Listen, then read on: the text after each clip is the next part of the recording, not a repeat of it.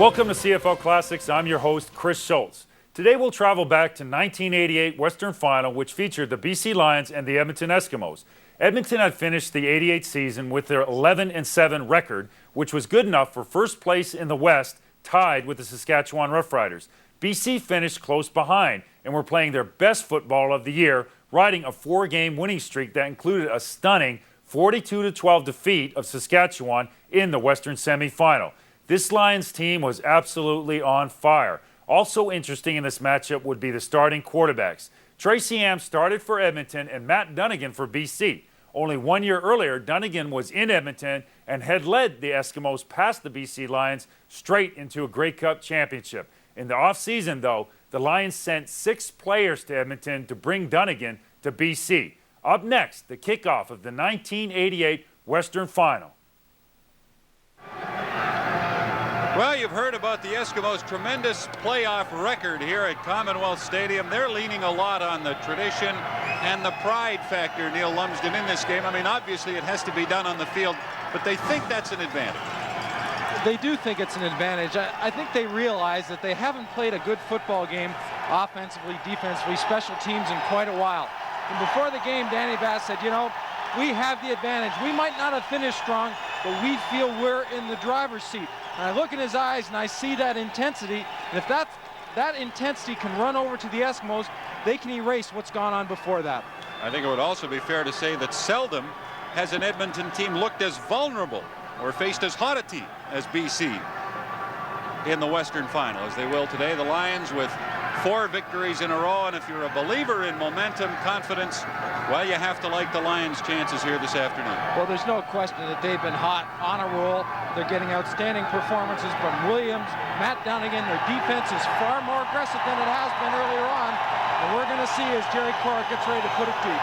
You can tell the fans are into it, and we're underway as Cora kicks off. It's fielded at the 30-yard line and returned to the 46 of the BC Lions. That was Wes Cooper running it back.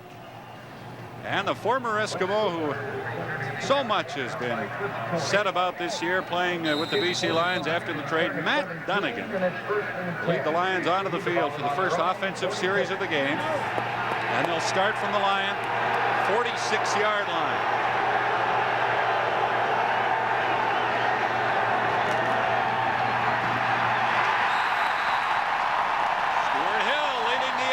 Defensive charge. The Eskimos realize they have to get on the BC Lion running game early. Don't give them an opportunity. Watch Stuart Hill get in here.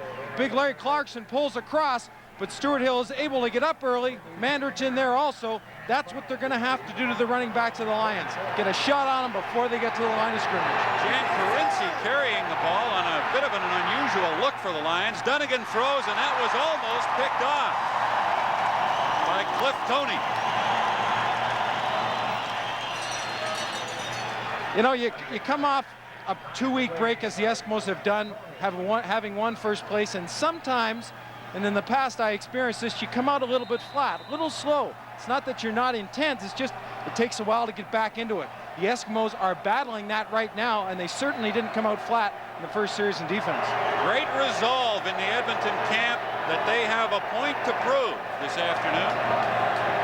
And they are indeed very ready if those first 2 plays are any indication. Louis Pasaglia kicking on 3rd down. Henry Williams has it.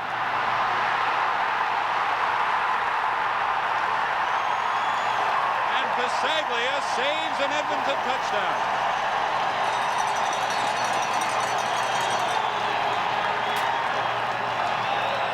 The Eskimos work so hard to give Henry Williams just a seam. Watch how the blocking forms. If he misses one man, good block by Don Wilson. That creates that seam. Henry Williams' ability just takes over after that. And Williams has been very quiet this week. There's been a lot of chatter. He wants to let his actions talk. Eskimos with the ball for the first time at the BC 41-yard line. Lions appeared to be offside unless they were pulled to play whistle dead before Tracy Ham could take off. Talk about Gizmo Williams. Referee Ken Lazarick will tell us about the penalty. Offside, BC 45, first down repeated. That was Greg Stillman of the Lions. Williams, 96 punt returns, 964 yards this year. Not all the spectacular things he did last year, but still, the tremendous threat that he is. And we saw that in that 45-yard return. Ham and the Eskimos, 1st and 5 now from the BC 36. Again, early movement as the handoff goes to Blake Marshall, who picks up close to 5 yards. I think we're seeing some anxiety on both sides of the football. Everyone's wanting to establish themselves very quickly, and it usually happens from a good, solid hit. I think both sides, Eskimos and the Lions, want to be the first to do it. Larry Donovan, the head coach of the BC Lions, 48 years of age. Both he and Joe Faragelli, of course, took over their teams into the 87 season. Donovan late, Faragelli early. Offside, BC, first down. 2 consecutive offside penalties against the Lions gives Edmonton a first down. You're going to see once again some early movement right up the left side there. Ballard comes off early. It's time to settle down for the BC Lions. Eskimos are at the 31 of the Lions. 1st and 10, we're scoreless minutes into the game. Tracy Ham, big pressure, gets the ball away, and there was nobody near it. Ham saving the loss as the Lions came through to get him. One of the big changes as we look at Joe Faragelli, the 59-year-old head coach of the Eskimos, one of the big changes the Lions made about halfway through the season, Neil, was a change in their approach to the way they play defense. Well, they'd been known for years under Don Matthews as being very aggressive, but they backed off in the first half of the 88 season. Asking Larry Donovan yesterday, are you more aggressive now? He said, you bet. We felt that's the best way we play defense. And here they come again. Ham, under tremendous pressure, did well to get the football away over the head of the intended receiver. So the Lions close down. Good pass rush on consecutive plays, but we will see a field goal try with Jerry Korrick. Korrick is the man who kicked the Eskimos into first place on that last play kick against Calgary in the last game of the year. And of course, we all remember what he did in the Grey Cup game last year with a late field goal and gave the Eskimos the win over Toronto. This is a 38-yard effort. And it's good. The Eskimos score first, not quite 3 minutes into the first quarter at Commonwealth Stadium. As the game goes on, the meetings on the sidelines will take place. Offensive line coach Gary Durchik going over some changes that they might make from what they've seen in the first series against the BC Lions. Jerry Korrick's 38-yard field goal came at 2:47 of the first quarter. Edmonton leading BC 3-0 in the West Final at Commonwealth Stadium. Korrick kicking off. Anthony Parker at the 30. And he stopped at the 37, maybe the 38-yard line. Little question very early in the game that the Edmonton Eskimos are ready to play. And I think we can say the same about the BC Lions, who defensively stopped the Eskimos the first time they had the football. They started to bend a bit, but they certainly came up tough after they settled down. A couple of procedure penalties. Matt Dunnigan, realizing that the pressure usually builds up early on in a football game, knows he has to spread the ball around. David Williams may be the key. Aside from that, he has to use everyone to have success. Those Dunnigan numbers you just saw in the West semifinal against Saskatchewan. Dunnigan under pressure, throws it incomplete. He was looking for Tony Cherry, who came out of the backfield into the left flat. What a year Cherry had, and what a year Matt Dunnigan had, the top-rated passer in the CFL, a career best 26 touchdown passes. Larry Donovan said yesterday he believes his team is on a roll but has not reached its potential. It's funny, you watch the game on TV and they look so good, but he said when they sit down in the film room and go over the game they've just played, there's still an awful lot of improvement that they have to do. 2nd and 10 from the BC 37 for Dunnigan, who has time and puts it up long. Cherry is wide open. Cherry has a touchdown. And there's that spike that so angered the Edmonton Eskimo players from the game last week in the semifinals. 73 yards. Tony Cherry and Matt Dunnigan. Running back gets in the game. He doesn't have to carry it. Tony Cherry, you see, he's in motion. They've got a one-on-one situation with Tony. He goes straight up the seam. Good read, and he gets that jump on number 6, Tony. Then all Dunnigan does is lay the ball out. Cherry doesn't even have to break stride. Cherry said before the game, if you want to stop me from spiking the football, you're going to have to stop me from getting in the end zone. That's one of the things the Eskimos were upset about, is the way Cherry spiked the ball and appeared to spike it at Saskatchewan players in the semifinal game. And Cherry's rebuttal was just as Neil said. The BC Lions, on a touchdown by Cherry, are now ahead. CFN and Foster's bringing you the best of Canadian football all the way to the Grey Cup. When the BC Lions beat the Edmonton Eskimos twice late in the regular season, the Eskimos were without Cliff Toney and Ron Howard in their secondary. Joel Ferragelli, the Edmonton head coach, felt very good about having those two players back today, but Toney was beaten by Cherry on the 73-yard touchdown pass, Dunnigan to Cherry. Brett Williams has the Pasaglia kickoff, having all sorts of trouble with it, and is finally down at the 41. What's up? How you doing, Big Real Mom, Dad? I'm my homeboys. Tony Cherry taking advantage along with Matt Dunnigan. That middle opens up wide, and Dunnigan sends Cherry down the seam. Cherry has position initially and stays to the inside. There's no safety in this particular defense that is there to help out Cliff Toney. Cherry only 16 pass receptions during the regular season, a huge one early in this West Final. The Eskimos run with Blake Marshall on first down and get maybe two off their right side. Talking with Larry Donovan, he said James Parker throughout the season was getting better and better, and then he sort of reached a plateau. The BC Lions as a team began to explode, and James Parker just got better and better with the team, and they say he's very close to the form of the years past. May never come all the way back, but is close enough to stay in there. Tracy Ham throws and completes to Tom Richards at center field, and there's a flag on the play. Might be a late hit against Ham.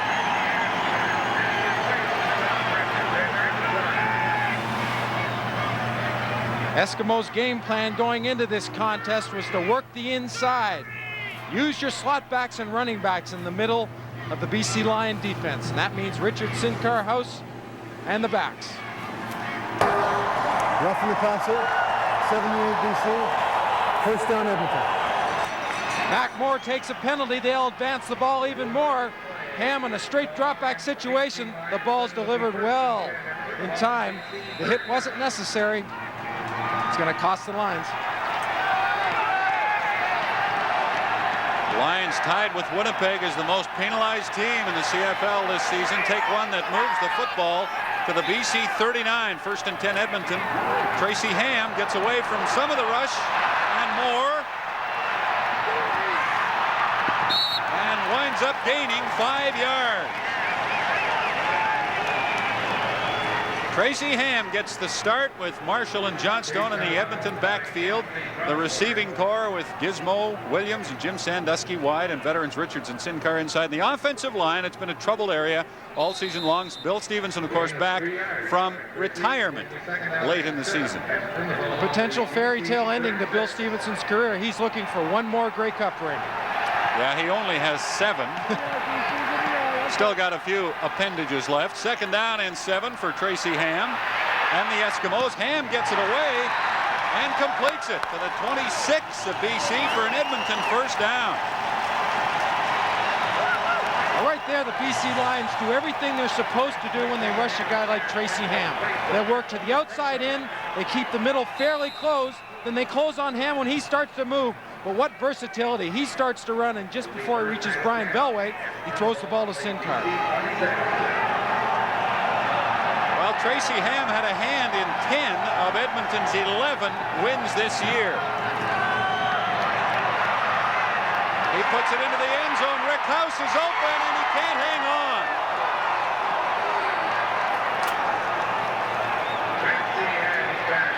The Edmonton offense, led by Ham, is working against a defensive front that is very strong, with Parker and Ballard leading the way. The linebackers, Stuman, Braswell, Konar, an outstanding trio. And in the secondary, Marcus Thomas in replacing injured Larry Crawford. But Thomas, in 4 games during the regular season, had 4 interceptions. What they miss with Crawford is his kick return ability and experience.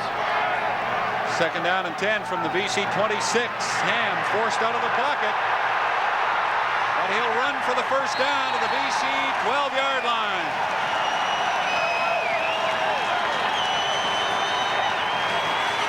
There's that explosiveness that the Lions defense was worried about. Tracy Ham's ability to, when he sees nothing and it is frozen downfield, to back out of the pocket, even when there's just a little bit of a gap, and turn into their third running back. He was their leading rusher this year.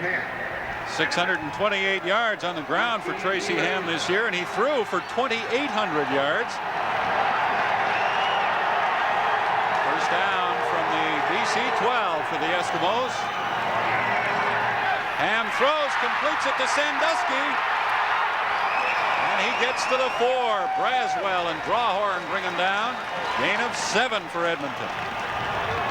Not only are the Lions playing more aggressively in their defensive philosophy about going after the quarterback, but watching a short pass like this, watch how it draws a crowd. These guys in the white sweaters are going to the football, and quickly. Jeff Braswell especially. Short yardage team in for the Eskimos. They take Sandusky out. Have extra blocking strength. Stu Hill splits to the left on 2nd down and 3. Now he comes inside. And Ham is going to look to throw in the end zone, wide open. Touchdown, Brett Williams.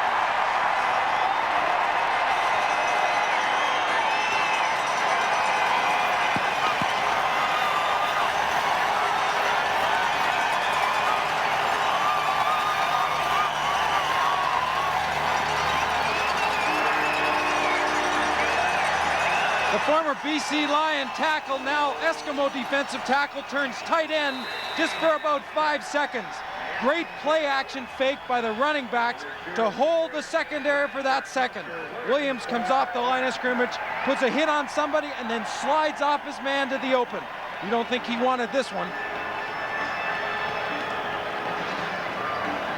Watch how they all come off. Good play action fake to Marshall, and you can see Williams just slide out in between a crack, catching the BC Lions defense kind of flat-footed.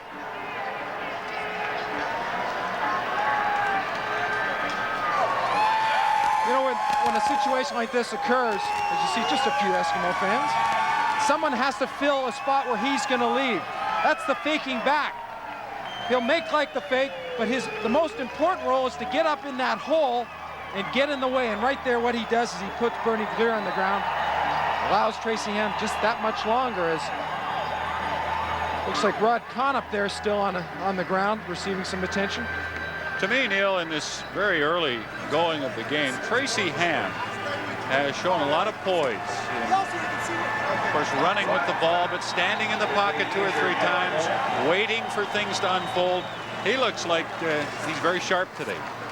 You know, but I've always had the feeling that Tracy Ham, as Connapp's on his feet and on the way to the sidelines, has been very comfortable. I mean, he doesn't seem to be bothered by pressure. And I think if you go back into his history, he has never lost, amazingly so, a high school championship game, a college championship game, and he doesn't want his record blemished here. Second-year quarterback of the Eskimos. Jerry Corrick's convert was good, but there is a penalty flag. And it was against BC, so the convert will stand, and the Edmonton Eskimos have now gone in front of the BC Lions by 3 points. In the last series, Rod Connapp was taken off with a knee injury. They've cut the tape away from the knee, and athletic therapist Kenny Lowe has been putting him through a couple of strides to see if, in fact, the knee is strong enough to be able to return.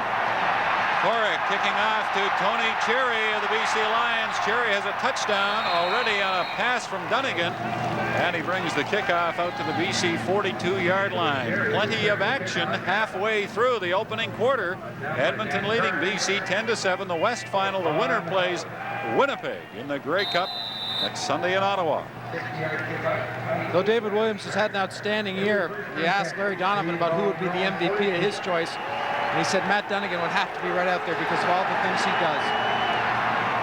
First down handoff to Anthony Parker. He finds a good hole and works his way all the way to the Edmonton 51-yard line. Helping his progress was breaking a couple of tackles along the way. Parker's forte, he doesn't worry too much about the moves. He just gets up in there, finds a gap, and then takes advantage of it. 17-yard gain. Sorry, Neil. Parker ran for 851 yards this year. Cherry for 889, and that 17-yard gain has the Lions in Edmonton territory at the 51. Dunnigan, lots of time, and throws no good. Intended for David Williams at the Edmonton 45-yard line. Great play action fake, and that allowed Dunnigan, when he comes away from that fake, to literally sit back there. Of course, we didn't put a watch on him, but at least 4 or 5 seconds. Brett Williams, who has scored a touchdown, the Edmonton touchdown, on a short yardage situation, and what a tremendous year he's had on that defensive line. 12 quarterback sacks. Their best player, the shotgun for Dunnigan on second down, low snap, but he's able to bring it up and find David Williams at the 40, hit very hard, but that'll be a BC first down. BC Lions rarely go straight back in a drop back situation. David Williams this time comes off the ball, and he likes to explode, and that little, just 2 steps right there was enough to push Steve Benjamin off so he could come back, get to that first down marker, and get themselves a first down. His 18 touchdowns during the regular season tied Brian Kelly's single season record. Kelly setting that in 1984 in a 16-game season. Dunnigan will run now on first down and will stay in bounds long enough to get close to a first down. The Edmonton Eskimo defense up front. Stu Hill, of course, back from the NFL, and Mumphrey is in there now. He has not played very much this year. Williams, the anchor. The linebacking crew, Danny Bass, a Shenley finalist, with Ruck and Warren on either side of him. And the secondary, they said earlier, Howard and Tony playing against the Lions. They didn't in earlier games this season. And Don Wilson, their safety, the real intimidator. Second down and 2.5 to 3 yards. At the Edmonton 33 for the Lions. Anthony Parker did not get close to it.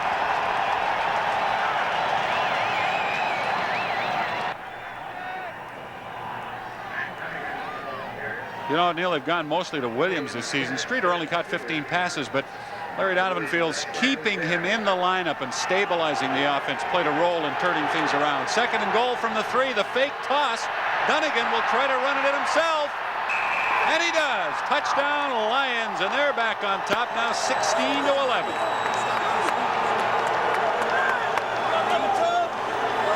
Matt Dunnigan using that play action to his advantage, but it was read very well by the Lions defense. The guys that had to stay home, it was strictly his athletic ability that took him inside the goal line.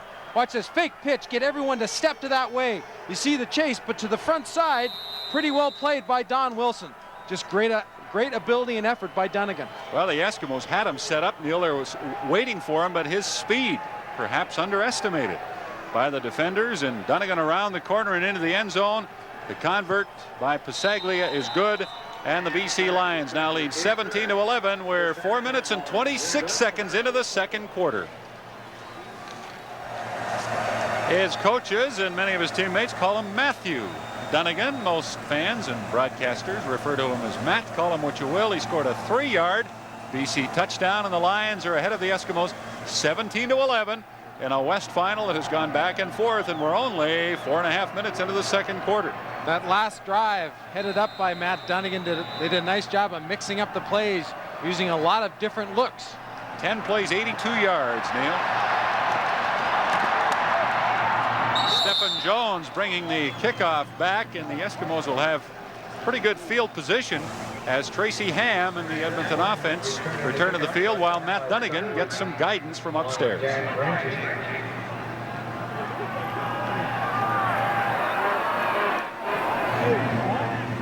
Last minute instructions received by Tracy Ham as he heads into the huddle.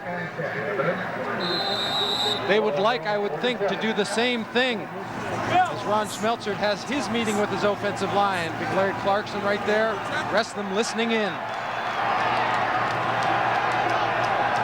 Tom Richards is 25, moving around in that Edmonton backfield, and Ham screens it to Richards, and he gets close to center field. He'll have a gain of 7, maybe 8 yards for the Eskimos.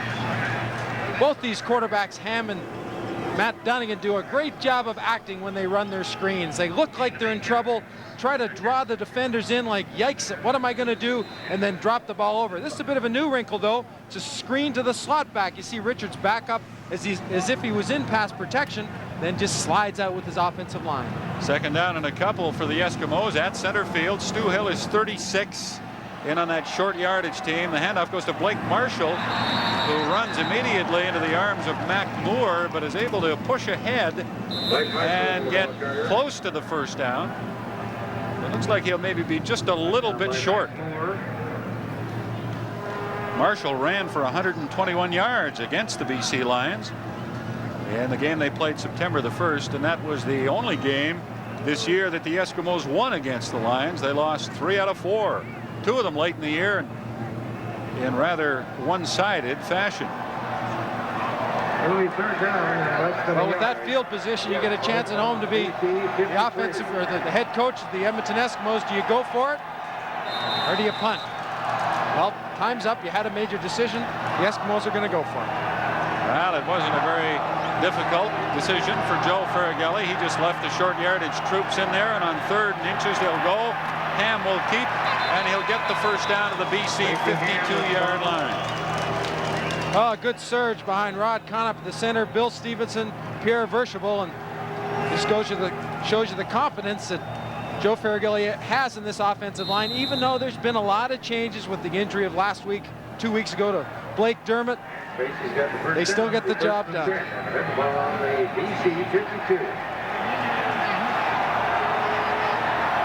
Men up front, the offensive line of the Eskimos protecting Ham on this first down throw, which is over the head of slotback Rick House and short of Jim Sandusky. Tracy Ham only played in one of those 4 games against BC this year and only played a little. He completed 3 out of 6 passes. Greg Vavra and Rick Warman both played in relief of Damon Allen in the other games against the Lions. And that defensive front there was some suspicion about them when the season started, especially in the middle. But a good job of coaching to mold a defense around the personnel that they have, and they have responded to that. From the BC 52, Ham and company, 2nd and 10. Tracy Ham throws again, looking for Rick House down at the 40, and again in completing it. Ham again showing disgust. Well, whether it's with himself or the receiver, we're not sure. I suspect it's with Tracy Ham. James Parker getting up a little bit slowly. Still remembering that knee that he had operated on. This is his first full year back, and it takes a lot longer than that to come back to 100%. And when you're 30 years of age, it takes even longer still. Jerry Corrick to punt. On 3rd and 10, the Lions moved, and a flag comes down as Corrick gets a high, long kick. There is a penalty flag, and it looked like the Lions were offside as Drawhorn runs it back out to the 26, and we had a flag on the return. So 2 penalties on the play. The flag on the return is clipping Bernie Glier. A little bit too much hustle on Blake Marshall. Blocked him from behind. The other was offside by the BC Lions. Ken Lazaruk will confer with the captains and then let us know.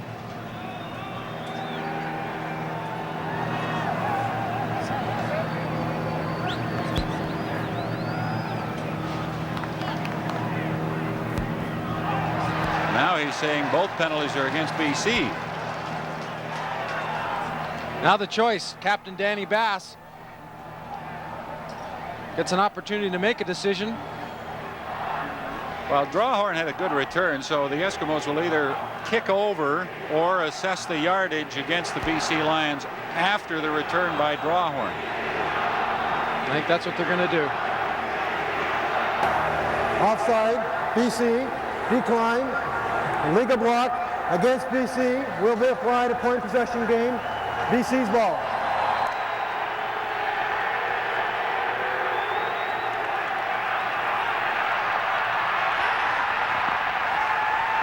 First down over then for the Eskimos. Now they're back at the BC 53. They have 15 yards to go instead of being inside the 30. Tracy Ham is finally forced out of the pocket, and a flag is thrown as Ham is pulled down at the 46. He gained close to 7 yards. Drawhorn made the tackle. There was a flag.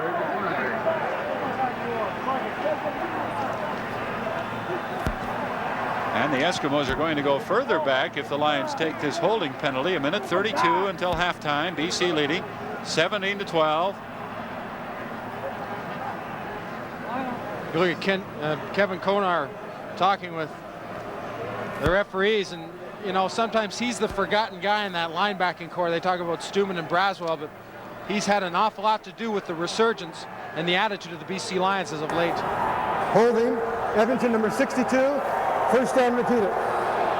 Bill Stevenson, the 37-year-old veteran, called for holding. 14th year in the CFL with the Eskimos for Stevenson.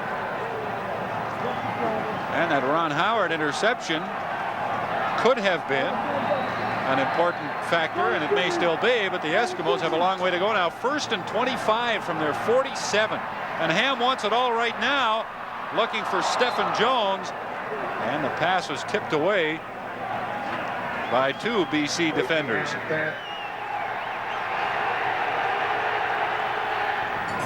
Second down and 25 yards to go as the Eskimos try to load up from their 47-yard line. Ham has Johnstone open. He has the football, and he's down to the 18 of BC.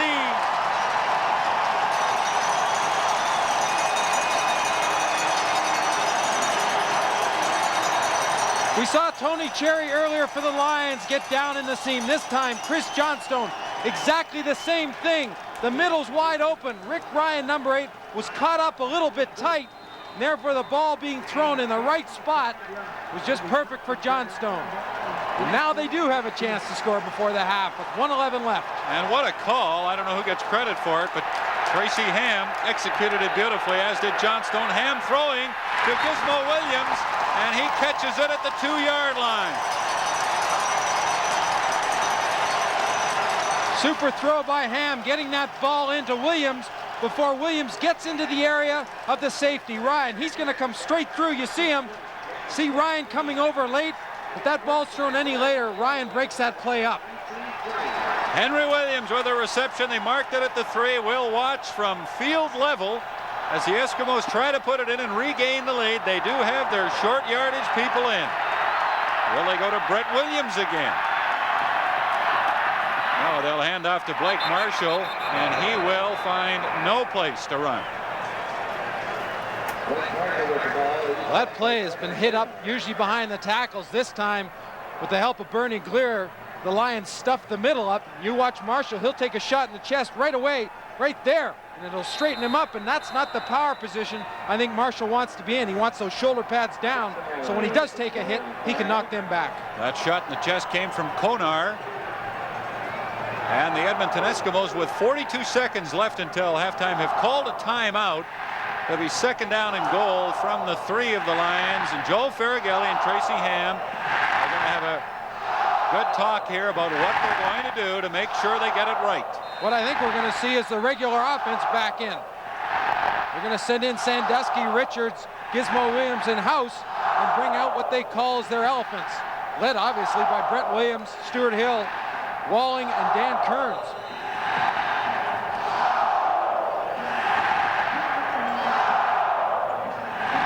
Once again, we'll look from field level as the Eskimos down by 5 late in the first half. Our 2nd and goal at the BC 3. Ham, quarterback draw, and he can't get away. Stopped at the 4 for a loss of 1. A little bit of gambling by the BC Lions that pays off. They go man-to-man coverage on the slots and the wide receivers. And watch up the middle, Stuman, Braswell. They take that middle away immediately, allowing James Parker to use his ability to get in from the outside and not allow Ham to do that sneak. Appeared to be a quarterback draw all the way, not an ad lib. Oh, I think you're right. Always he likes to step back at least 2 steps to get the defensive lineman to pick a side on the offense so he can get a seam. Good, tough defense by the Lions. Jerry Korek, who couldn't believe he missed a 24-yarder earlier, will try from the 12 unless they fake it. Brett Williams is on the field. Now they are going to kick. Korek has it up, and he has it through. 19 seconds left until halftime. It's a 2-point game. The BC Lions 17 and the Edmonton Eskimos 15.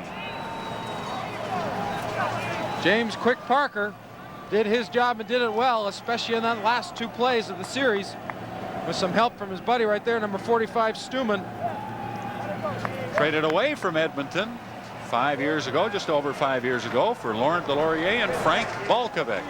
Quick Parker, 30 years of age, 9th year in the CFL. He's from Wake Forest, and he has been just a great player. 5-time All-Canadian, 3-time Shenley winner. Matt Dunnigan and the BC Lions now are going to just run out the remaining time in this first half. That play used 2 seconds, 17 left. Eskimos don't have a timeout, so they won't be able to stop the clock, and what is upcoming will be the final play of the first half if we don't have a penalty. And it has been an excellent first half, back and forth. Well, I think we've seen what you expect from a Western final, some big plays, but more impressively some tough hits. And anybody who thought the Eskimos were no match for the BC Lions have had that opinion change dramatically. The Eskimos are the equal of the Lions, at least have been through the first half. BC with a slim 2-point lead, 17-15. The winner plays Winnipeg in the Grey Cup. Statistically, very even, slight edge to the Lions in total yards. 2 turnovers by BC, and you see the time of possession almost identical. And we have a 2-point football game, 17-15, the BC Lions leading the Edmonton Eskimos. And the second half is underway with a Lion kickoff, and this is Stephen Jones, and he brings it back to the 40, maybe the 41-yard line. And Jones returning the kickoff.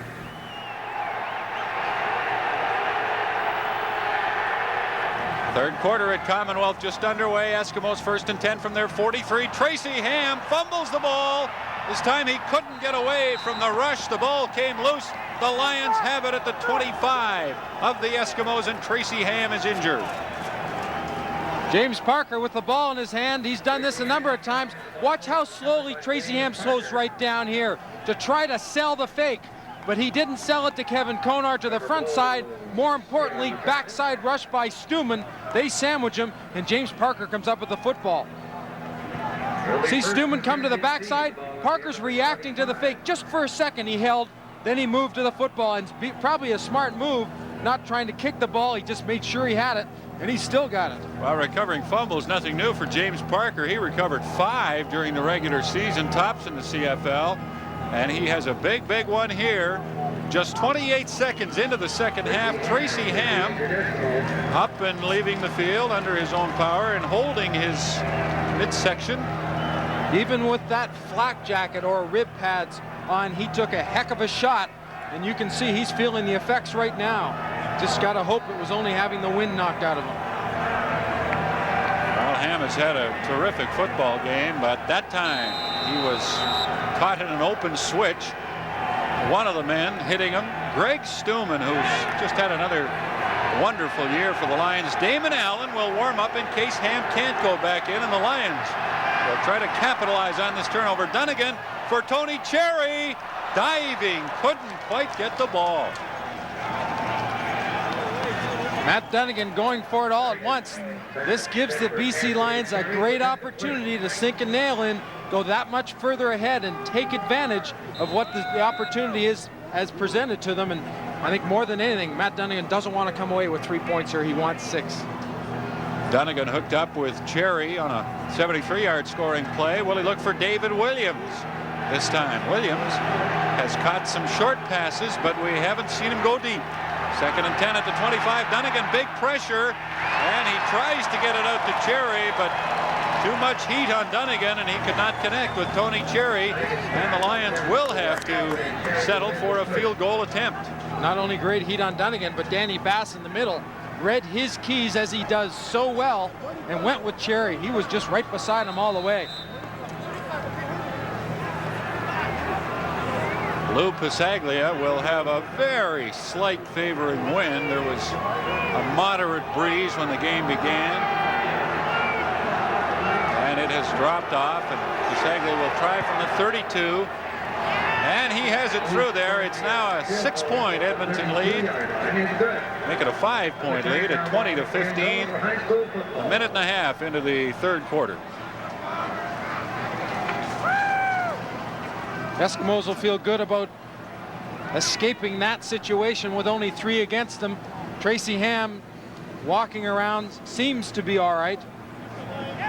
And I'm sure we'll see him back at the quarterback spot very shortly, even though Damon Allen continues to keep warming up.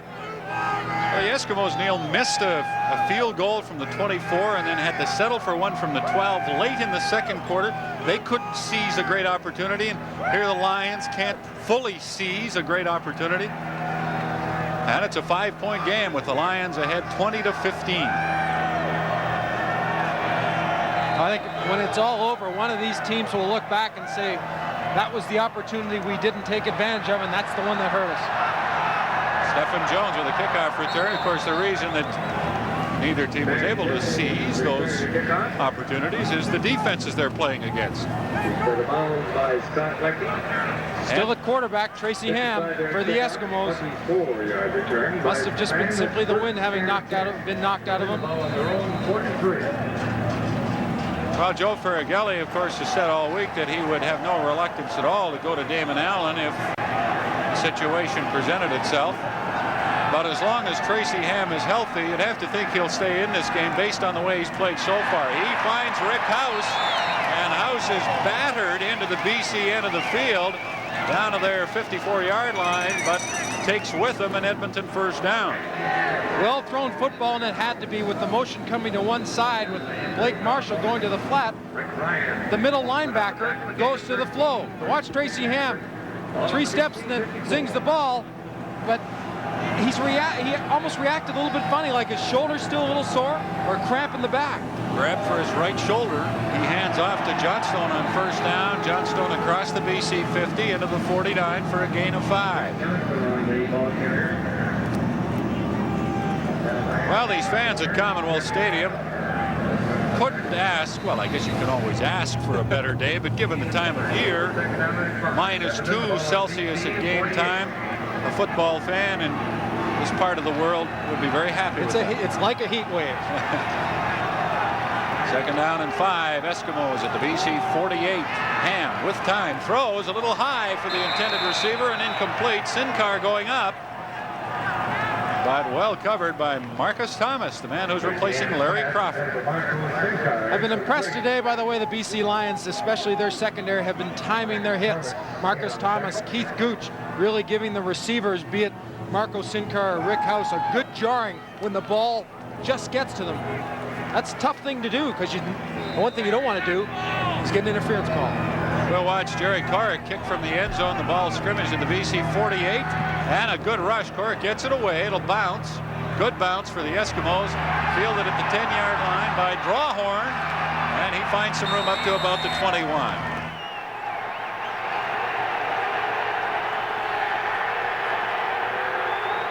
Edmonton quarterback Tracy Ham hit hard and shaken up early in the second half. Appears to be okay along the sidelines.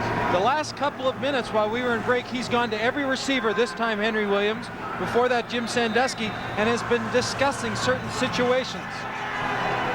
11:45 left, third quarter. The BC Lions lead 20-15. First down from their 20. The toss to Tony Cherry, and he won't get away from Stuart Hill and Brian Warner. There's that pursuit that the Eskimo coaching staff, specifically the defense, was talking about. Don't give Cherry a chance to get in a gap and an opening where he can do his stuff. Right there, he had to slow down because of Stuart Hill. And look at them, just like pincushions. Pop! Coming to the ball carrier. That's the way they're going to have to play against Cherry and Parker.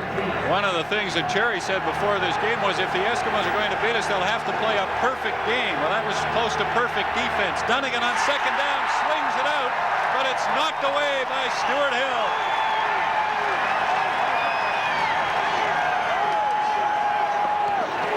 An outstanding defensive play by Hill. He comes off the football, but he reads and reacts to what's going on. It doesn't stay along the line. Now he dives and breaks that play up. And if he doesn't do that, Cherry's got some blockers out in front of him and some potential yardage to cover. That's what you call flying around, isn't it? Stu Hill, the defensive star of last year's Grey Cup game. Third down and 12. Lions at their 18. Basagley will kick. And it's a good kick. Tom Richards at the Edmonton 52. Across center field, and he gets into BC territory. They push him out at the Lion 54-yard line. 10.5 minutes left. Third quarter. Lions ahead by 5. You know, the last couple times BC's had the ball, I don't see the same spring in their step. The confidence, has that been shattered a little bit by the Eskimo defense? And has it transferred over to this man, Tracy Ham, and the Eskimo offensive team? Well, maybe this drive, Neil, will give us some clues to that. Ham and company start from the BC 54. Ham with time, and now he loses that time and loses the football. But the Eskimos were able to get it back. Stuman and Mac Moore were in the backfield. But fortunately for Edmonton, they also had 2 of their players there and recovered. Tracy Ham goes straight back to about a 6.5 yard drop. But Stuman flying in there just knocks the ball loose.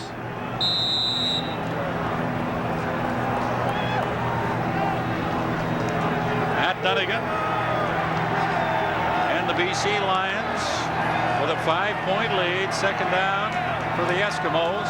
16 yards to go from there. 49. Ham steps up, looks for Sandusky, but throws it short. Sandusky diving back, but the ball bounced, and the Eskimos will have to send it back to the Lions. Ball coming up a little bit short. Ham looking now to the backside to Jim Sandusky.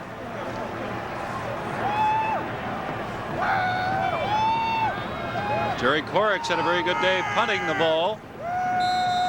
He figured to give Edmonton a slight edge based on the season with a better punting average than Lou Pasaglia, but it had been a major factor. Big rush, and Korix just got it away. And it bounces to Drawhorn, who's hit hard and down at the BC 29, 30-yard line. 9:22 left. We're in the third quarter of the West Final at Commonwealth Stadium. That East Final was scheduled to be the final game ever played at Exhibition Stadium, as long as the Skydome's ready for next year. And what an upset. What an inglorious end for the Argonauts, going down 27-11 at the hands of the Blue Bombers. Winnipeg to the Grey Cup against the winner here at Commonwealth in the West Final. And it is very much in doubt as Tony Parker takes a screen pass from Dunnigan and gains 4 yards.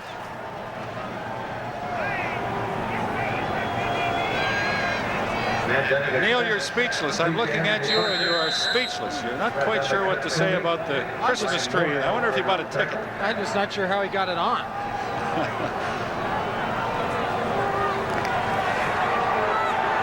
Nice star on the roof. Second down and 6, Lions at their 34. And a draw play is stuffed by Brett Williams. You know, the idea for the offensive line in the draw play is to try to get the defensive lineman to pick a side. Brett Williams not only picks a side, he gets around that side and gets to the ball carrier. Sit and wait, and he's always looking upfield, and Williams just does a super job of making a quick line on the line of scrimmage, beating his man, and getting in the face of Cherry. So Lou Pasaglia is on to kick. Third down and 8. Lions at their 31-yard line. You see Pasaglia's average about 7 or 8 yards lower than Jerry Korix. But Pasaglia gets a very good kick away. Down to the Edmonton 35. Tom Richards moves to his left, cuts it back inside. And he's into BC territory down to their 50. Eskimos showing something a little bit different in their punt return. They've got 3 men back, one of them being Tom Richards, Williams, and Sandusky, just in case the ball is kicked a little bit short.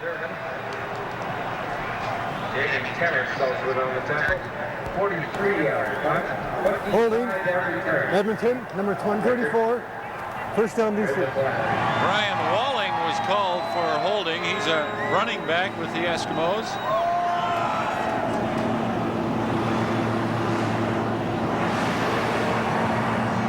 Wes Cooper, the injured BC Lion, he's also a running back. 7:59 left. We're in the third quarter at Commonwealth Stadium. The BC Lions lead the Edmonton Eskimos 20-15. And Wes Cooper playing in his backyard a little bit, Neil. Just looking at some of the players, and where their football careers started in the high schools. And credit should go to some of their coaches. Hopefully a lot of them are in watching today. And some of their graduate students. Tracy Ham on first down, gives to Chris Johnstone around that left side. Much room for Johnstone. Big gain to the BC 49-yard line.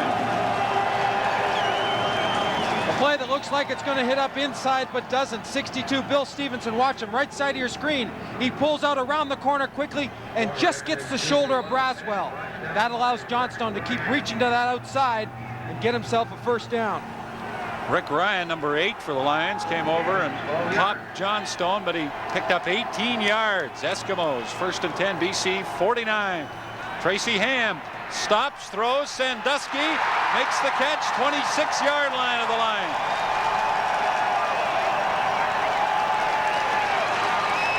Tracy Ham's throwing that ball not necessarily to a receiver because he's not there when the ball's thrown. Watch Sandusky push off, get position, look inside, and then come back to the football.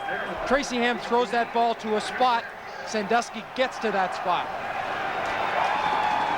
And there's no element of luck involved there. That is a planned, timed, designed play, beautifully executed. The Eskimos are now on the BC 26-yard line. Ham dumps it off to Johnstone, but the throw was a little high.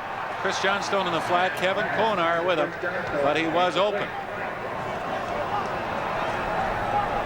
Now it's Tracy Ham doing a nice job of mixing up his offensive scheme, different plays, moving the ball around the field, maybe more importantly, using some different people. Sandusky was relatively quiet in the first half.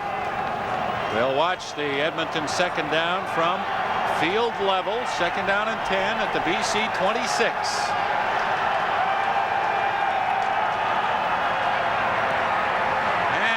To the end zone, Gizmo can't hang on. Henry Williams had the ball for a split second, but not long enough. Williams almost, as you said, had it for a split second, lost it, and almost regained possession. Down the seam, Tracy Ham's looking to get behind that safety, Rick Ryan. The ball's thrown in the right spot, but once again, great contact and perfect timing by Keith Gooch. And do you think he thinks it's in there? Oh, you bet he does. What a throw by Tracy Ham, and Williams couldn't hang on. A 32-yard field goal effort by Korik. The distance is there, the accuracy isn't. He pulled it to the left, and the Eskimos will settle for a single. It's now 20-16 for the BC Lions. Foster's Lager is a proud sponsor of CFL all the way to the Grey Cup. That catch by Jan Currency was the BC Lions' first down of the second half. They're now at their 40, and a flag goes down as Anthony Parker carries for 3 yards up the middle. We noticed earlier after Ham had come out with an injury, then gone back in, he had looked kind of funny after he had thrown the football, and he still seems to be favoring that elbow as the Eskimos are called offside. And Damon Allen, who Joe Farraghelli has all the confidence in the world in, continues to warm up. Jacket's still on, but I don't know. I think there's a chance we might see him. Damon Allen came off the bench in the Grey Cup game last year and was outstanding after Matt Dunnigan was hurt, leading the Eskimos to victory. He's had a horrible season, has Allen. Injuries. When he's been healthy, he hasn't produced. But we may see him here this afternoon. First down, it's a reverse to Streeter. And he has room. Down to the Edmonton 42-yard line, Eric Streeter. That play nicely set up, almost completely destroyed by penetration by Mandrich. Watch, you'll see him come through just behind the play, just out of the outstretched arms. Then Streeter heads to the sidelines. Good blocking downfield. Don Wilson really is the only man between Streeter and the goal line. 23-yard run by Eric Streeter on a reverse, and the Lions are at the Eskimo 42-yard line.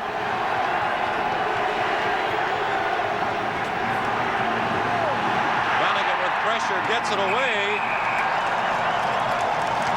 and it's completed for a loss of 5 or 6 yards. Anthony Parker, if he had that to do over, may not catch the football.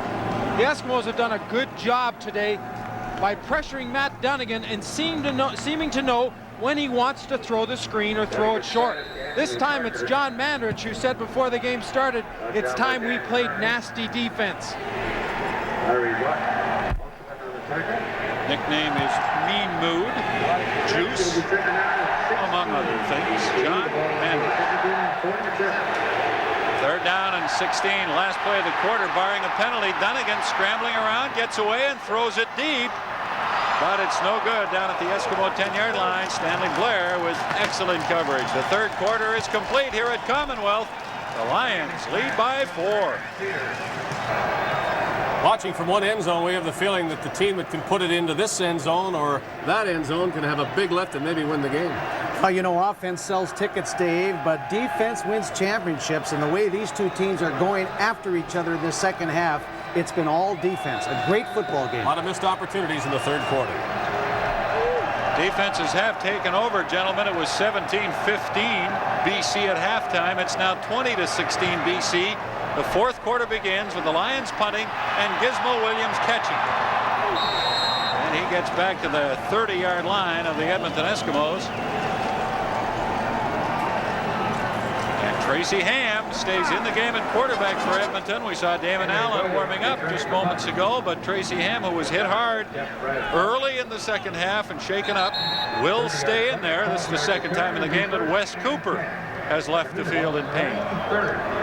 I think as a coach you would prefer to keep the guy that's been in the game, has the feeling and knows what's going on around him in, unless it was absolutely necessary to make the change. Right now I think Tracy Ham still has a pretty good handle on things as Wes Cooper's in considerable discomfort there, his left shoulder. Eskimos from their 30. Marshall carrying for 3 or 4 off the left side. It was Chris Johnstone. Marshall leading the blockers through there as Wes Cooper is attended to. Well, the Eskimos have had the luxury with that 2-week break of getting everyone healthy. The little nicks and bruises that were accumulated over the 18-game season were able to get a bit of a break. So Joe Ferrigo is quite happy that they are as healthy as they've been since the start of the year. It's one of the great benefits of that 2-week break. Ham on 2nd and 6 throws for Williams, and it's tipped away. Actually intended for House. I thought it was for Williams, who was a little further downfield. But Rick House, coming across the field, went after the ball and couldn't catch it. House looking for inside position. Again, that little motion, he's going to give that move to the out, then get to the inside, and that ball's just overthrown by a hair. He had good position and had the man beaten. But you're right, unusual to see 2 receivers that close together. The times that Tracy Ham has missed on his passes today, most times he has been very, very close. Corrick kicking on 3rd down, and he gets a very good punt away. Down to the 30. This is Drawhorn. Anthony Drawhorn fumbles the ball. Eskimos have it.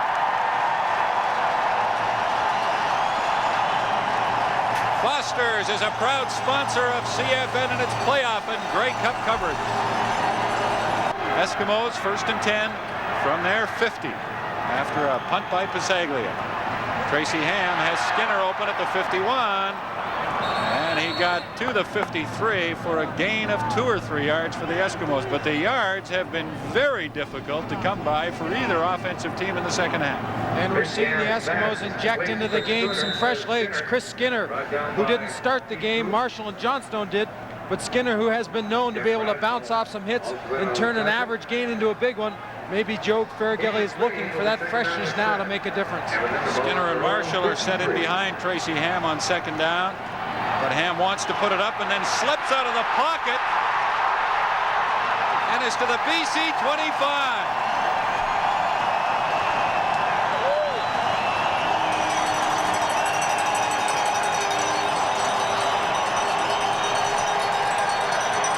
Talk about slipping out of the pocket. You're going to see a great view and angle right here of what he has to go between.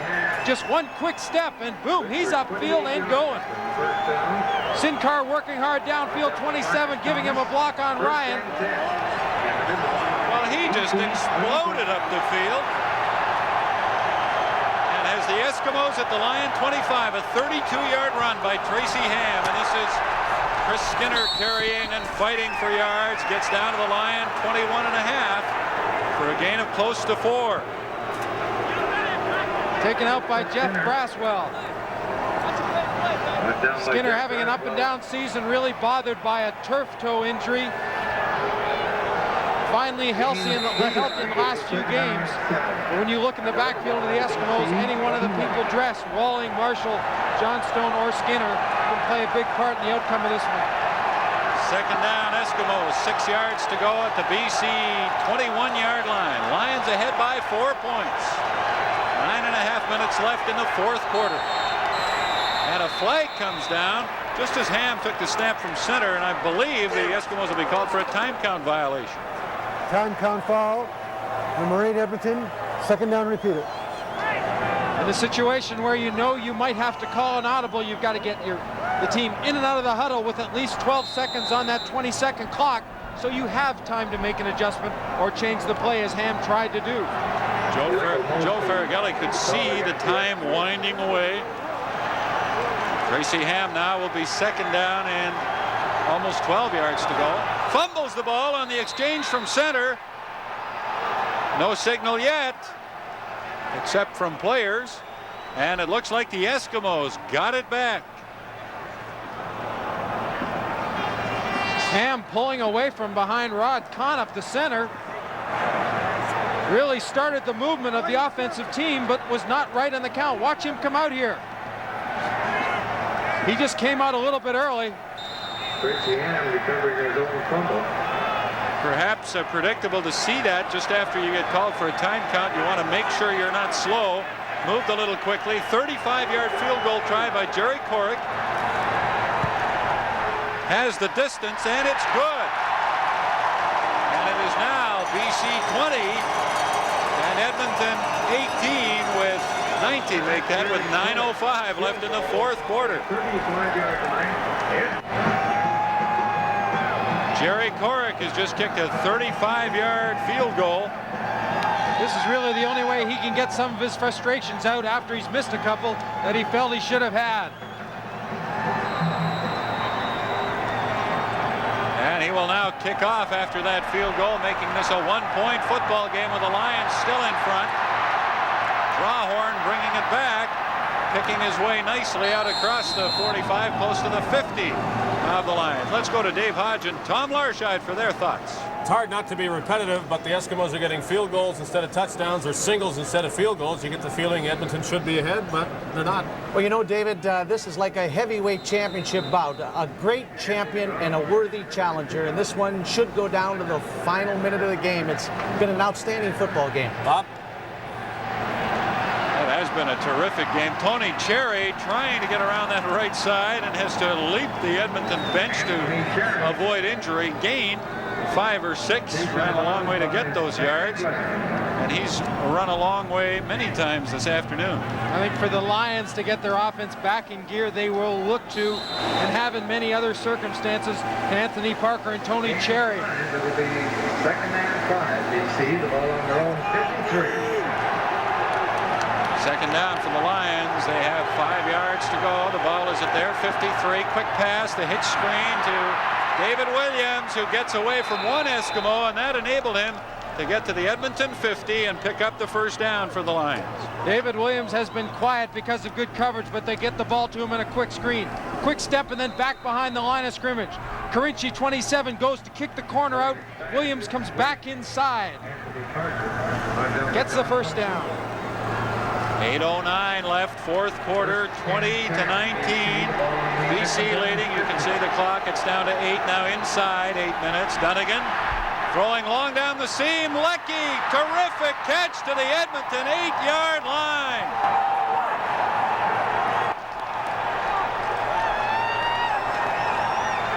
And a terrific throw. You know what Scott Leckie does here? He runs down the field and does not put his arms out to catch the football until the ball's there. He keeps his speed up, and then, bingo, the hands come out and cradle the ball down. He maximizes his speed and doesn't slow himself down by running with his arms in the air. Well, if you play on this BC team and you're not David Williams or Dunnigan or James Parker, you maybe don't get much said about you. Leckie caught 52 passes this year. Steady inside guy and a big catch there. Dunnigan for David Williams. Touchdown, Lions.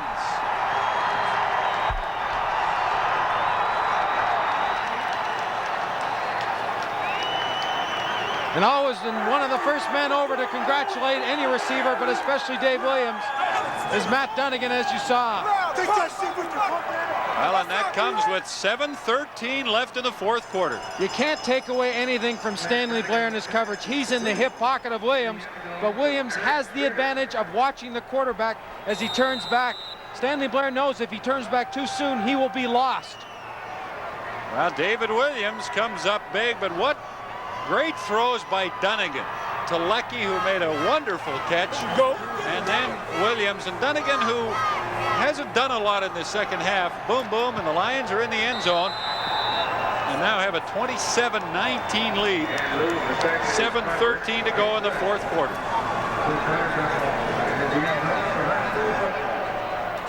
This loop pass, as I call it, strictly timing. Matt Dunnigan throws it to an area, usually in trying to get to over the outside shoulder of the defensive back. And I think the reaction will tell the story. They've had success with this before. Matt Dunnigan sees why not now. This brings an interesting situation up. The lead is 8 points. If the Eskimos can get back down with lots of time left, do they go for a 1 or 2 point conversion? Neil, you and I talked about David Williams before the game. What sort of a role would he have to play? Could they win with the running game or whatever? Not many yards, but a couple of key catches, one for a first down in this drive and that one for the touchdown. So sometimes you measure a contribution by something other than sheer statistics. And there's Matt Dunnigan, under 50%. But the way the game has unfolded, he's played very well, I would say. Gizmo Williams with a football and with room. And to the Lion, 51-yard line.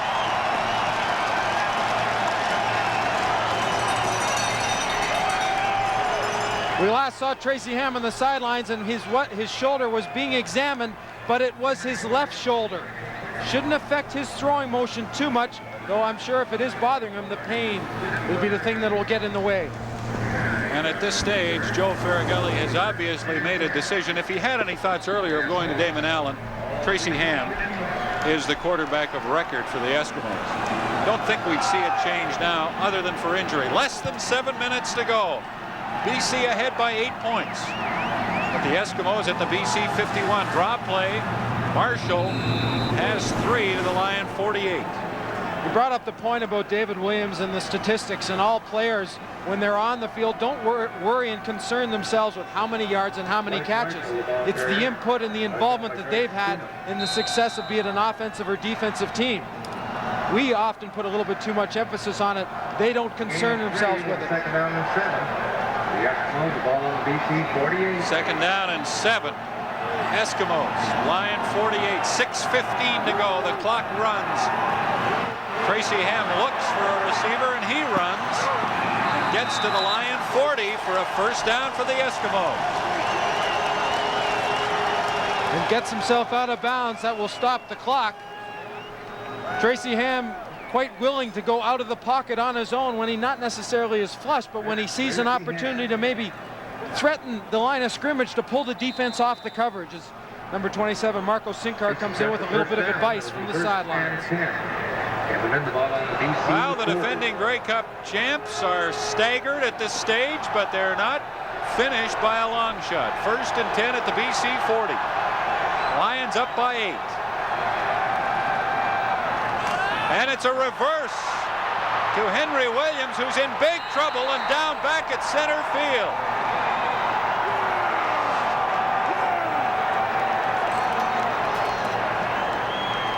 Greg Stuman, the outstanding defensive player for the Lions this year, adjusting to that linebacker spot, comes upfield and does not bite on the fake. And this isn't an easy task, being put into a situation where you have to chase down Henry Williams. but he not only chases him down, he pins him down. Stuman, because of the way they've played him this year, hasn't had the big numbers. And again, we talk about numbers, sacks and all that, but what a terrific player he's been, and what a play that was. Be it rush end or linebacker, he is an impact player as we see a quick kick. By Marco Sinkar on 2nd and 25. When was the last time you saw that, folks? And a no yards penalty goes down as Rick Ryan brings the football back. 4 minutes and 57 seconds left in the fourth quarter. Eskimos down by 8, and Joe Ferragelli goes for a quick kick and doesn't get the result he wanted. Well, he's also pointing out it shouldn't be no yards. He thought the two downfield were onside. There's no infraction on the play. Number 2 was an onside player. First down, BC. A little bit of motion. Henry Williams and Tom Richards, as you will see right there behind the quarterback, don't go past where Marco Sinkar's kicking the ball from until the ball's kicked. Now that's not kicked to try to get distance. It's kicked to an area where Williams and Sinkar, Richards can get to it quickly.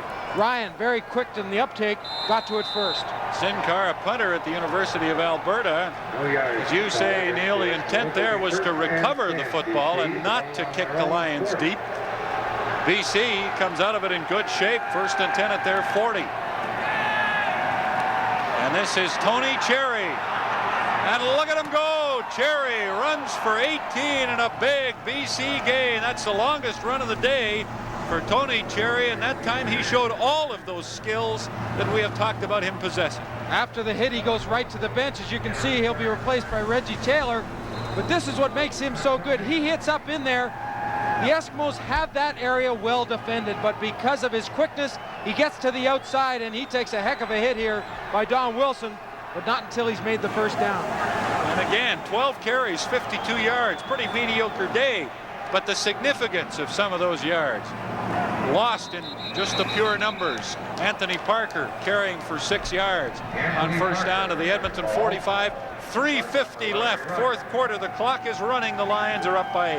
And the script for the Lions right now has to be to try to have success as Tony Cherry comes back into the ball game of running the football. Chew the clock up, try to beat on the Eskimo defense, and ultimately come away with 7 points. 2nd down and 3 for the Lions at the Edmonton 45. This is Tony Cherry, and he gets only a yard. Brett Williams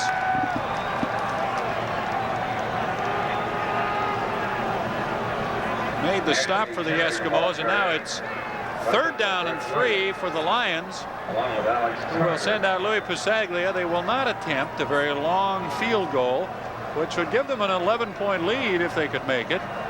But that's a little bit outside of Pasaglia's range at this stage of his career, a 51-yarder, so they're just going to punt them deep.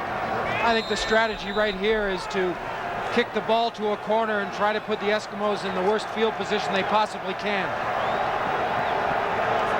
Eskimos do have 2 men back. Pasaglia bobbles the snap a little, but gets the kick away. And it'll bounce out at the Edmonton 15-yard line. And the Lions will like that. We have 3:01 to go.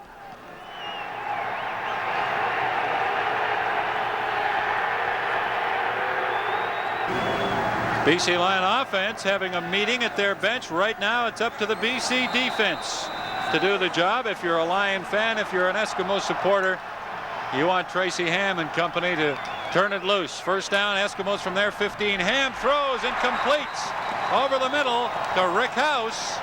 2:50 left. BC leading 27-19, and that gives Edmonton some room to work. Ham recognizing what the BC Lions defense is giving him. I think the key here will the receivers of Eskimos and Tracy Ham adjust to the openings that the Lions do give them. Eskimos go without a huddle. Ham throws deep, but way over the head of the intended receiver, Marco Sinkar, in the area of the BC 40-yard line. I'd have to think that if the Eskimos are going to have success moving the ball downfield, some of it will come from the heels of that man right there, Tracy Ham. That if nothing opens up quickly for him to get downfield, and once again, Tom Richards this time brings in a play from the sidelines. Well, that incomplete pass served one purpose. It stopped the clock at 2:43 to go. 2nd and 10 Eskimos from their 30. Ham throws. Williams was open, but it was way over his head and intercepted by Andre Francis. And Francis is back to the 15-yard line of the Eskimos. They'll mark him out at the 18.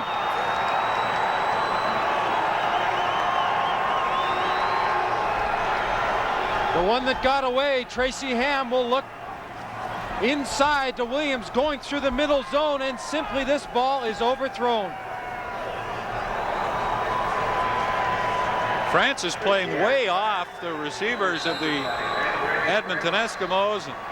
Henry Williams cut it inside, and Tracy Ham just plain overthrown. Sometimes that comes from trying to squeeze it a little bit too hard and force the ball in there with some zip. So the BC Lions can really take charge if they can convert here. The pass intended for David Williams. Good coverage by Stanley Blair to knock it away. 2:27 remaining, fourth quarter. BC leading by 8. Saw Joe Farragelli looking, thinking of what possibly could happen and trying to solve the situations before they even occur. Well, right now, Joe would be hoping that his defense can hold the Lions, obviously, from scoring a touchdown. A field goal, though, will be very beneficial to BC as Dunnigan is back, gets away from one man, then dumps the ball off and completes it to the 15-yard line. Streeter gets away, and he's in the end zone. What a play by Dunnigan and then by Streeter. You'd call that a broken play. Oh, I'd call that a shattered play, if not for Matt Dunnigan's ability to get that straight arm out and separate himself from the tackler, Stuart Hill. This isn't even a play. And Streeter, you know, I mean, he's downfield. He comes back 25 yards to an open area just so Dunnigan has someone to throw it to, but a great move and spinning away from Stanley Blair and tiptoeing along the sidelines. Well, Neil, I think if we could ask Dunnigan right now if he believed there was any chance or hope to have any chance of completing that pass, he'd say, no way, I'm just getting rid of the ball. Let's go! And it ends in a touchdown for the BC Lions, who now lead 33-19, 2:16 to go. Saglia will attempt to convert and will make it. And the defending champs are now in big trouble. Ottawa, baby!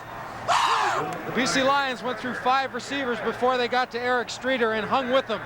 You said earlier that was the case, and watch this. Good straight arm by Matt Dunnigan, just raw strength. He's going to take a shot by Wilson afterwards. Now he evaluates the play, makes sure that's in for 6. Kind of calm and cool reaction, and then kind of a wave back to his old mates. Lions came off the bench to congratulate Dunnigan. BC Lions certainly know where the Grey Cup game is. As soon as this game is over, we will select our Foster's MVP and talk with that individual, as the Edmonton Eskimos are now really in a bind. 2:16 to go. And our Foster's MVP will come from this side of the field, one would guess. And Matt Dunnigan has to be a candidate, but lots of Lions have played well. Sandusky is going to kick this kickoff, and the Lions, or Eskimos, will try to recover it, but it goes out of bounds. We're seeing some things we don't often see. A quick kick, and Sandusky trying to punt the kickoff downfield and hope that the Eskimos recover it. I first saw that when I was playing in Edmonton. Hugh Campbell was the coach. They put Hank Alisic deep to receive the kickoff and then punt it back with a couple of guys onside. And we didn't have success with it then, and they didn't have a lot of success with it right at this point either. Well, and I guess if there is a time for desperation moves, it's when you're 15 points behind with 2 minutes and 13 seconds left in the game. Well, it's a long walk back. It would have been even if the Eskimos had won, but Blake Dermott's going to find that walk, that stretch of field before he gets to the dressing room, even longer.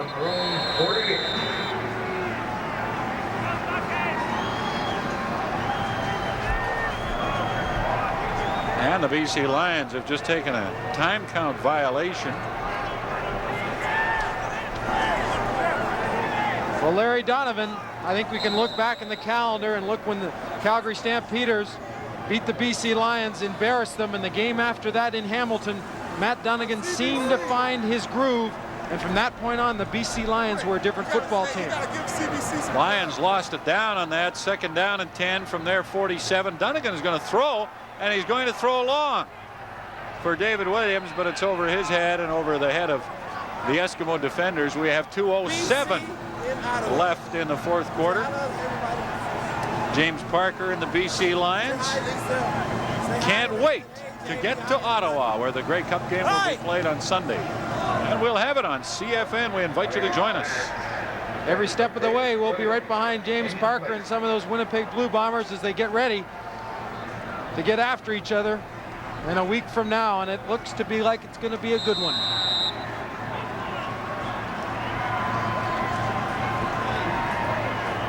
Third down and 10 for the BC Lions as Pasaglia kicks to Tom Richards. Richards at the Edmonton 20 and will finally go out of bounds at the 21 with 1:57. The Eskimos need 2 touchdowns and a couple of 2-point converts to pull this one out, and they have 1:57 to get it. And Larry Donovan, the head coach of the BC Lions, has to be feeling pretty secure right now. And their team was 5-7, Neil. There was criticism of Donovan, criticism of Joe Galat, of the players, of everybody. And look where they are now. This is a position that the Edmonton Eskimos, as we looked at Joe Faragelli, have not been in. It's been a long time since the Eskimos have come out at the short end of the stick in a Western final. Well, 16 years to be exact. And of course, you know, then you look, Neil, at Hugh Campbell's record. 6 years as head coach, went to the Grey Cup every year. 2 years as general manager. This is his 3rd. He was to the Grey Cup the last 2 years, and his last few years as a player with Saskatchewan, Campbell went to the Grey Cup. A string many wondered would it ever be broken. Right now the magic, I would say, is taken away, and it's been done by a pretty good football team called the BC Lions. 2nd and a couple for the Eskimos from their 30, and they will not have the first down. 1:49 to go. Another streak. Lions had never beaten Edmonton, and they still haven't in a playoff game, but they're very close in 5 tries. They were 0 for 5. There's Jeff Braswell looking a little bit like Darth Vader. 3rd down and 2. Chris Johnstone juggling the pass from Ham. He made the catch but did not get the first down, and the BC Lions will take over on downs with 1:41 left in the 4th quarter. Well, it's been a cool day for Larry Donovan as he pulls that collar up.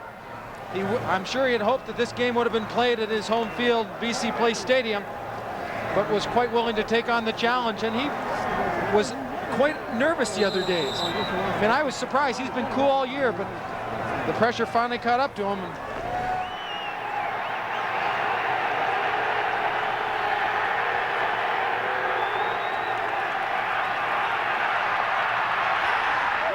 Williams starts pushing with Benjamin. Now they're going to go at it as flags fly.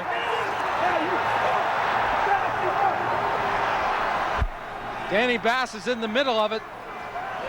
You know, before this game started, a lot of the Eskimo players, aside from the talk, said they didn't like what they had seen in game films, the little things that the BC Lions had done.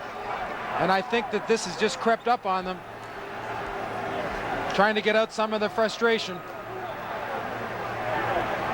Well, the build-up and the talk coming into this game indicated that the two teams were very high-strung and on edge, anxious to get at each other, and they've gone at it hard.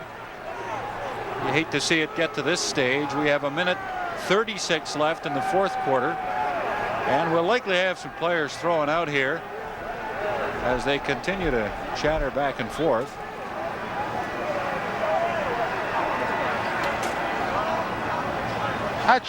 You look back at the play, and it really started on a pretty good hit on Reggie Taylor.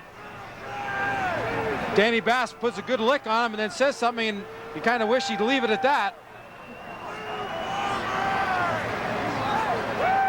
Well, Taylor gave Bass a little bit of a kick, where a kicking motion as he was on the ground, and then Bass returned the favor, and then he was hit by a Lion, and David Williams looks like he's out of the game. Well, Joe Ferrighelli went to the other side of the field and the sidelines to try to break things up. He knows how unnecessary this all is. You know that Joe Ferrighelli finds this distasteful. He talked about the pregame talking that his team was doing, didn't like it, spoke with John Mandarich and Rick House about some of the things they'd said. Larry Donovan said, well, our players have talked over the years in Vancouver. It doesn't bother me a bit. Dave Hodge and Tom Larscheid, you're watching this. What do you think? Well, it was a kicking incident in the regular season involving Jeff Braswell of BC, and now, ironically, perhaps the middle linebacker of the Eskimos kicks to start something as bad. Well, it's too bad, too, Dave, because both of these teams battled hard today. It's a shame that only one could go on to the Grey Cup, and I know that they're bitter rivals, but you hate to see any incident like that. There's no excuse, and it's uncalled for. Thank you, Dave and Tom. 1:36 left as play will resume after that rather lengthy delay. Danny Bass headed for the dressing room of the Edmonton Eskimos. On the positive side, we can now start thinking about next Sunday. The Winnipeg Blue Bombers against this BC Lion football team. Both seem to be peaking at the right time in their season. What a better matchup we could have. And Matt Dunnigan throwing in the end zone on first down from the 23 of the Edmonton Eskimos. Does it surprise you, Neil, that with the only thing left to do, run out the rest of the time, the Lions are throwing the football? To be honest with you, yes. The one thing I think that would be on the minds of the BC Lions is to get that minute 30 left out of there so they can get in the dressing room and really start to celebrate. And there's one ex-BC Lion that won't be celebrating. That look told a story. Dunnigan handing off on second down. And the ball is carried by Reggie Taylor down to the 20-yard line of the Eskimos, a gain of about 2. It'll be third down, and we'll see Louis Pasaglia. 1:25 left. Joe Ferrighelli still shouting instructions. Says give up the single. It's a 15-point game. BC leading 34-19.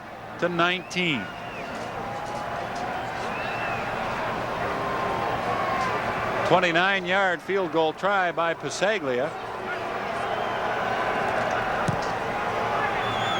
And it's good, and it is now 37-19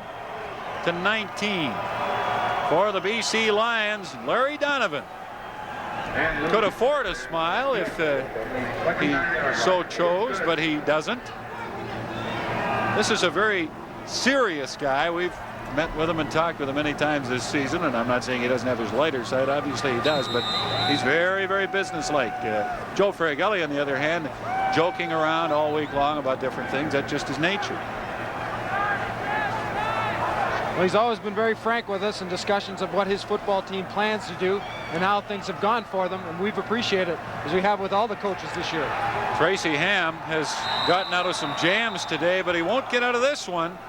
Back at the Edmonton 18-yard line, the clock down to 55 seconds remaining. Well, you have to give the BC Lion organization all the credit in the world for sticking with all the young players they brought in this year. That's John Mandarich of the Edmonton Eskimos. When times were tough, they were 5-7. And things turned around for them in a very big way, with a culmination here today, a win over Edmonton and a trip to the Grey Cup. 39 seconds to go. Neil, you and I broadcast the game on CFN, the game in Hamilton that the Lions won 24-23. They were 5-7 going in as Balderston missed a field goal in the last play. That started it, and it hasn't stopped yet.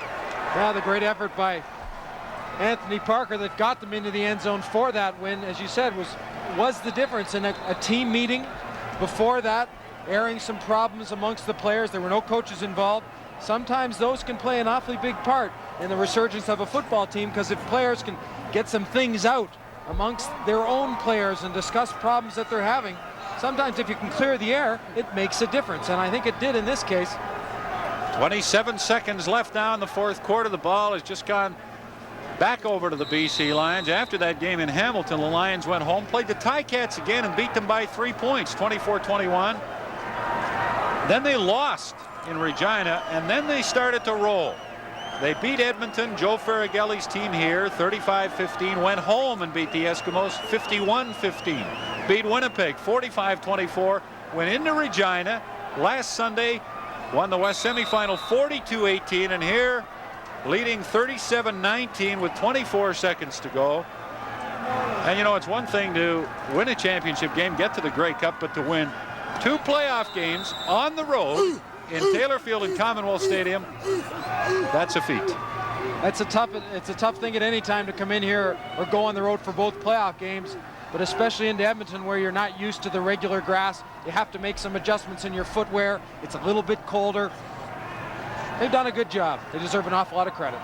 The clock is running. It's now down to 2 seconds. 1 second, and that'll be it. The game is over. The BC Lions, who led by 2, 17-15 at halftime, came on strong in the fourth quarter. A couple of touchdown passes. Matt Dunnigan to David Williams, and then to Eric Streeter. And Joe Ferragelli's Edmonton Eskimos will not be going to the Grey Cup. Larry Donovan's BC Lions will. They'll be playing the Winnipeg Blue Bombers in Ottawa next Sunday, and CFN will be there. We'll have the game for you. The final score in the West Final in Edmonton, the Lions 37, the Eskimos 19. Well, I told you, one team would end up exploding in the fourth to dominate the end of the game, and as you saw, the team was the BC Lions. The Lions scored 17 points to Edmonton's 3 in the fourth quarter and won the game by a convincing final of 37-19. The next test for the Lions would be their biggest as they moved on to the 1988 Grey Cup final to play the Winnipeg Blue Bombers. Both BC and Winnipeg upset their division leaders on the road before moving on to the Grey Cup game as Winnipeg defeated the heavily favored Toronto Argonauts in the Eastern Final. No matter though, as always, it was the best team that moved on, and the best team won the 1988 Grey Cup as the BC Lions fell just short of the Blue Bombers, losing by a score of 22-21. For CFL Classics, I'm Chris Schultz, and thanks for watching.